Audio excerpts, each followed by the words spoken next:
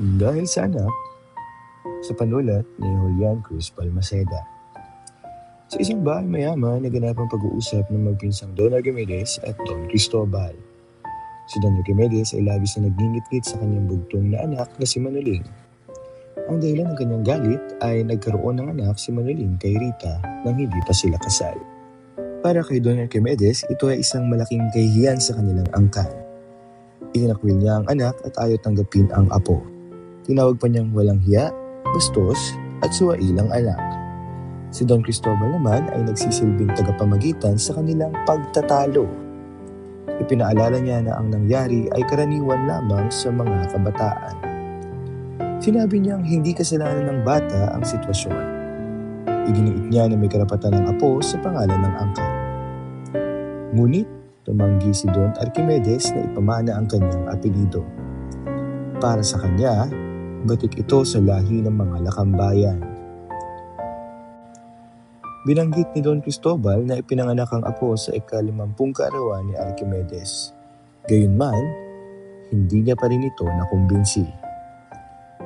Pinuligsapan niya si Rita bilang anak ng labandera. Si Don Cristobal ay nagbigay ng depensa kay Rita.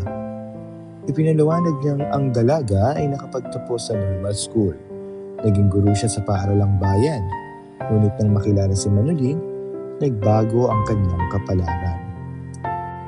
Namatay ang ina ni Rita at naiwan siya sa pangangalaga ng tiyahin. Sa kabila ng lahat, ipinakita ni Rita ang dangal at puri. Iginiit ni Don Cristobal na si Rita ay malinis at parangal. Ang tanging pagkakamali ay bunga ng kalikutan ni Manoling. Nais ni na Manoling at Rita na magpakasal bago pa binyagan ang bata. Ngunit hinihintay nila ang pahintulot ng ama, si Don Archimedes. Tumanggi si Don Archimedes na magbigay ng pahintulot. Para sa kanya, wala na siyang anak. Sinabi niyang matagal na niyang itinakwil si Manoling.